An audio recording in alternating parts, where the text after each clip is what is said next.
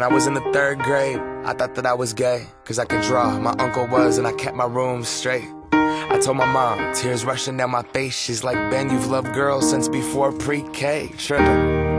Yeah, I guess she had a point, didn't she? Bunch of stereotypes all in my head. I remember doing the math, like, yeah, I'm good at Little League. A preconceived idea of what it all meant. But those that like the same sex have the characteristics. The right-wing conservatives think it's a decision, and you can be cured with some treatment and religion. Man-made rewiring of a predisposition, playing God. Oh nah, here we go. America the brave still fears what we don't know. And God loves all his children, it's somehow forgotten, but we paraphrase a book written 3,500 years ago.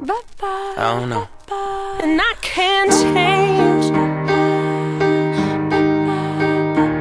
even if I tried, even if I wanted to.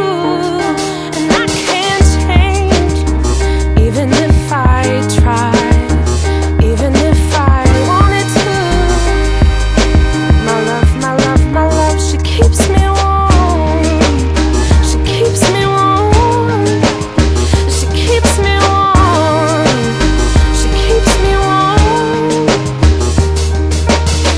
If I was gay, I would think hip-hop hates me. Have you read the YouTube comments lately? Man, that's gay, gets dropped on the daily. We become so numb to what we're saying.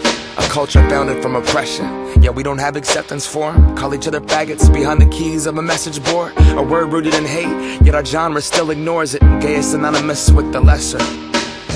It's the same hate that's caused wars from religion, gender to skin color, the complexion of your pigment. The same fight that led people to walkouts and sit-ins. It's human rights for everybody, there is no difference. Live on and be yourself. When I was at church, they taught me something else. If you preach hate at the service, those words aren't anointed. That holy water that you soak in has been poisoned. When every